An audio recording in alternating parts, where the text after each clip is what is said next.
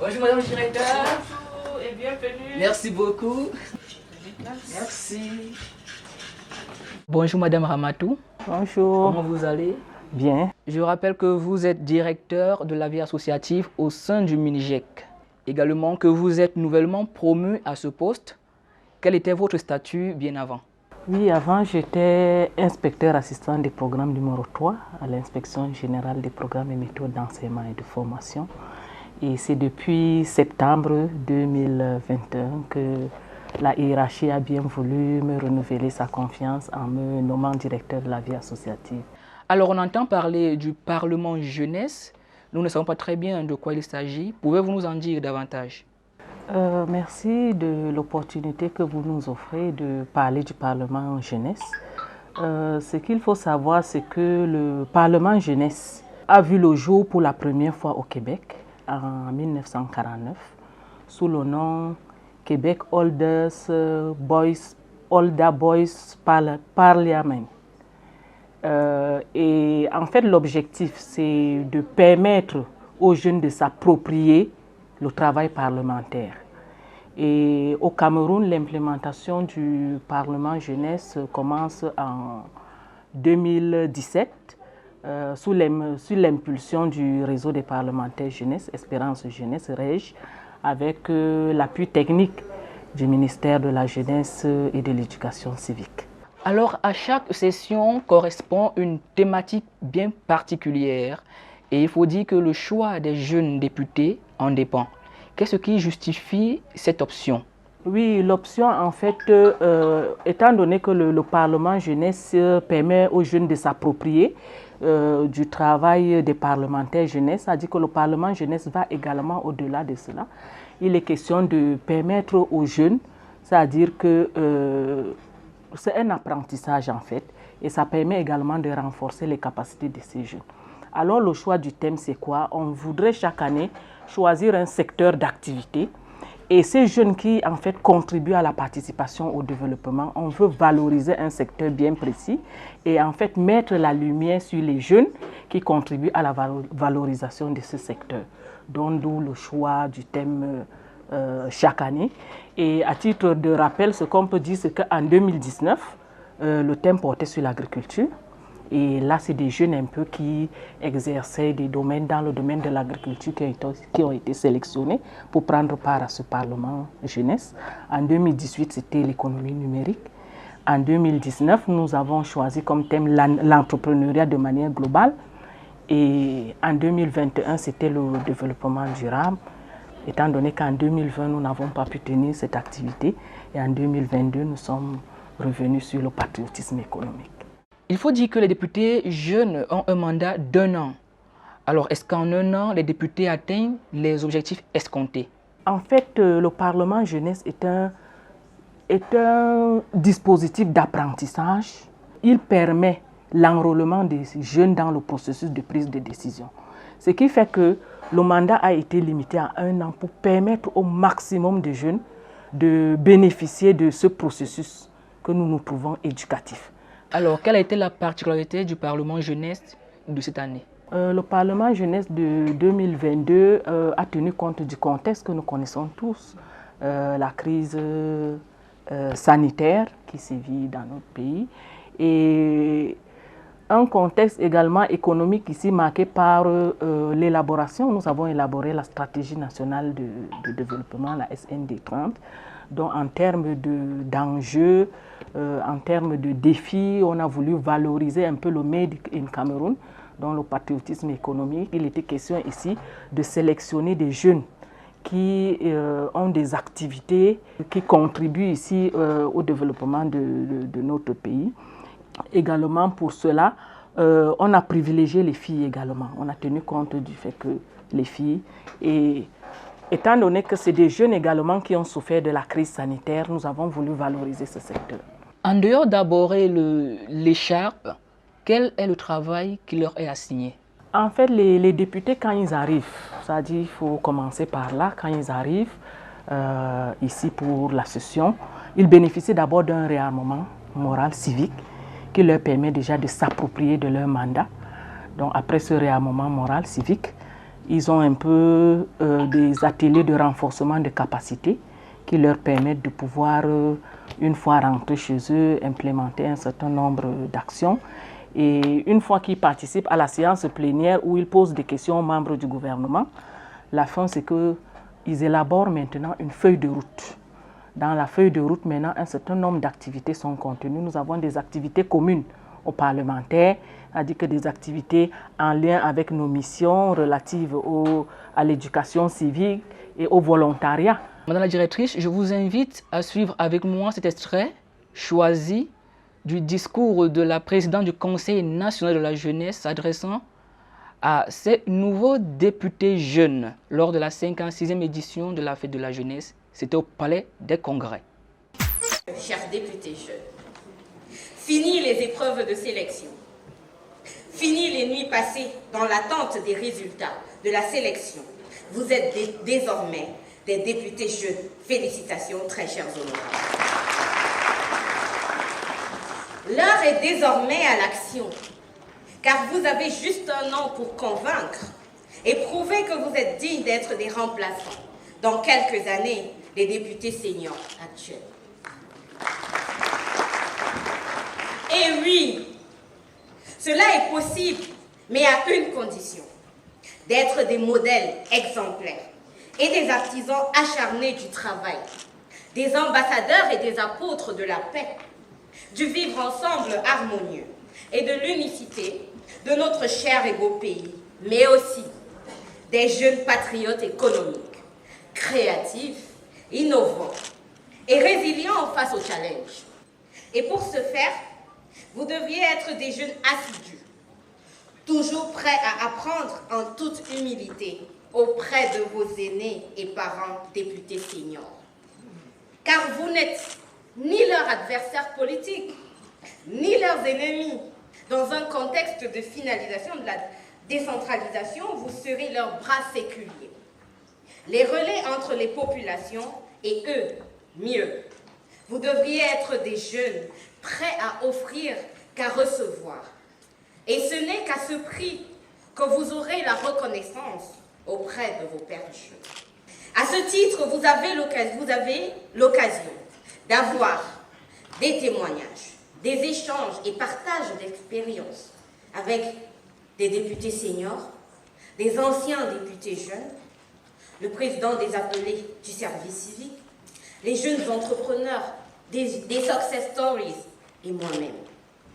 Donc la mission est très longue et je sais que vous y parviendrez. En somme, vous êtes désormais à l'école de l'apprentissage de la citoyenneté active et du volontariat. Excellences, mesdames et messieurs, chers jeunes, je ne saurais terminer mon propos sans vous inviter, très chers jeunes parlementaires, à saisir cette opportunité et de vous engager pleinement dans vos désormais casquettes que vous avez choisies en toute liberté. Je tiens aussi à vous rappeler que ce Parlement jeunesse rentre en droite ligne avec les agendas 2030 des Nations Unies, l'agenda 2063 de l'Union africaine, à travers l'initiative 1 Million by 2021 et ses piliers, notamment les 4 E, à savoir l'engagement, l'éducation, l'entrepreneuriat, l'emploi, la santé et le bien-être. Mais, et surtout, de la politique du chef de l'État, de vouloir voir les jeunes être des shareholders de la politique publique au Cameroun. Vous l'avez suivi avec moi. Quelles sont vos impressions vis-à-vis du discours de la présidente du Conseil national de la jeunesse? Vous savez, le Conseil national de la jeunesse est en fait la structure fêtière des organisations et associations de jeunesse.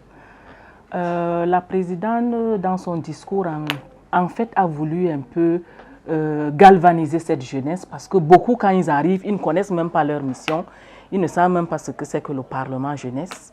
Il est question qu'en tant qu'elle, la présidente du Conseil national de la jeunesse, qui est structure fêtière, pouvoir donner les conseils aux jeunes qui arrivent, aux jeunes parlementaires. Je pense que c'est juste les galvaniser et leur dire ce qu'elle attend d'eux sur le terrain. Il y a une question qui nous revient toujours à l'esprit, celle de savoir quelle est la différence entre les députés juniors et les députés jeunes. La différence se fait déjà à partir de l'âge. L'âge, c'est-à-dire les juniors, c'est 16 ans, 14, 16. Et c'est une cible du ministère des Affaires sociales, les députés juniors. Or, les parlementaires jeunes, c'est une cible qui va de 18 à 35 ans. Et c'est une cible encadrée par le ministère de la Jeunesse et de l'Éducation civique. Et comme vous l'avez dit tantôt, la différence ici, on valorise un peu des secteurs, contrairement aux députés juniors, qui sont en fait des meilleurs des différents établissements qui viennent participer à cette session plénière. Madame le directeur, on fait encore un break pour nous rendre au palais de congrès où Julie, notre reporter, a tendu le micro à quelques jeunes députés. Nous sommes à la clôture de cette session parlementaire, occasion pour moi de donner la parole à quelques jeunes parlementaires. L'honorable député jeune Landré Abeti Anjala Kounou, de la région du centre du département du Mbam. L'honorable Konfo Achille Segondo, de la région de l'Ouest, département de la Maine-Noire. Mademoiselle Linjouam Aïchatou Jemila, députée jeune du centre. Députée jeune du département du Vouri. Moi, je m'appelle Maïnga Togo Pierre, de la région de l'extrême nord, plus précisément dans le Mayokali, arrondissement de Pori, à Tolom. De la région du nord, plus précisément du département du Mayorais. Honorable Hassiatou Moulin, from Boyo Division. Je suis l'honorable Dr Noga 1. Je viens du littoral, la Sanaga maritime. Youth parliamentarian from whom? Je viens de la région de la Damawa, département du Mayo-Bagno. I'm Honorable Victoria Gonzalez Chimbobe from Littoral Region, Douala 5. Avec moi, l'honorable Alim du Mayo-Salaga de l'extrême nord. Comment vous avez trouvé cette session parlementaire? Vraiment, la session parlementaire, pour moi, c'est une très bonne chose. Pourquoi j'ai beaucoup appris. Je sais que je suis mûr. Je serai un bon entrepreneur, agricole surtout. Quelles sont vos impressions sorties de cette session parlementaire? Bon, nous sommes sortis avec un bagage qui consiste à sensibiliser les jeunes de notre localité, à promouvoir des activités diverses telles que l'agriculture, l'artisanat, un peu de tout. On se sent aujourd'hui honoré en tant que jeune d'avoir été devant les membres du gouvernement, d'avoir posé les questions aux membres du gouvernement et avoir eu des réponses concrètes. Là, il faut qu'on se lance automatiquement dans le Made in Cameroun, dans ce qu'on a appelé ici aujourd'hui le patriotisme économique, parce que pour moi, je suis convaincu que c'est la seule voie qui peut permettre au Cameroun d'être émergent vraiment. Why coming out from these parliamentary events? I think that it is very necessary for me, mostly for girls that are like me, to improve their working, should not stop their school, and it motivates youth to continue boosting while working. En tant que femme, qu'est-ce que vous comptez faire pour votre région? I think that I will create some employment like session of activities. That those are agricultural activities for you to take part. Je suis apte et je m'engage d'aller travailler avec mes jeunes. Mais cela a besoin d'un quand même financement et d'encouragement. Et je souhaite cela, si avec le temps, Inch'Allah, ça va s'améliorer, Inch'Allah. Quel conseil pouvez-vous vous donner aux jeunes qui n'ont pas pu assister à cette session parlementaire? Déjà, je vais dire, tous les jeunes qui n'ont pas pu assister à cette session parlementaire, la session est ouverte chaque année. Donc, la candidature, ils pourront soumettre leur candidature à la prochaine session et avoir aussi l'opportunité de venir représenter leur localité à l'Assemblée nationale parlementaire jeune. Moi, j'avais rêvé d'être jeune parlementaire parce que j'avais aussi rêvé d'être député junior. Je l'ai été une fois et maintenant je suis désormais député jeune. Je suis tellement fier. Quel est l'avenir du Parlement jeunesse au Cameroun? Le Parlement jeunesse, comme je vous ai dit, c'est une plateforme, c'est-à-dire de renforcement de capacités, d'échange, de brassage entre les jeunes et les décideurs. C'est également un outil qui permet aux jeunes de s'approprier du travail parlementaire. C'est-à-dire que si nous partons sur la base de cette définition, ce que nous pouvons dire à cette jeunesse, c'est que elle s'approprie un peu ça dit du travail des parlementaires. Elle contribue également au développement des différents secteurs. Maintenant, nous, au niveau du ministère de la Jeunesse et de l'Éducation civique, nous accompagnons, c'est une direction, vous l'avez dit, de la vie associative et de la participation des jeunes. Nous accompagnons les associations et les mouvements de jeunesse. Ça me permet de lancer un appel en direction de ces jeunes parlementaires, de pouvoir s'organiser en association. Nous avons la première législature, la deuxième, la troisième, la quatrième, la cinquième législature aujourd'hui.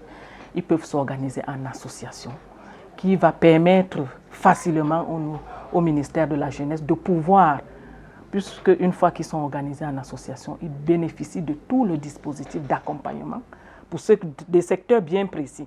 Parce que comme vous l'avez suivi, il y a des secteurs de l'entrepreneuriat, ici où les jeunes excellent.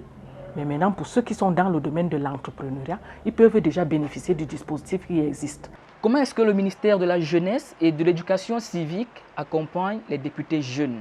Les jeunes, l'OMIJEC, comme ils se retrouvent au niveau des départements, nous avons des structures opérationnelles que sont nos centres multifonctionnels de promotion des jeunes. Il suffit juste à un parlementaire de s'inscrire au niveau de l'Observatoire national de la jeunesse, qui est logé dans les centres multifonctionnels de promotion de jeunes. Après, dans son inscription, il est accompagné. Ça, c'est en fonction de ce besoin. S'il a besoin d'un financement, il est accompagné. S'il a besoin d'une formation, ainsi de suite. Lorsqu'on parle de parlementaires jeunesse, on aimerait également parler de sénateurs jeunesse. Alors à quand les sénateurs jeunes?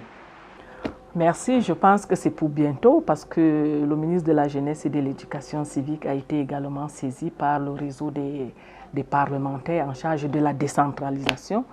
Et ces parlementaires également, ce réseau de parlementaires envisage également mettre sur pied le Sénat jeune.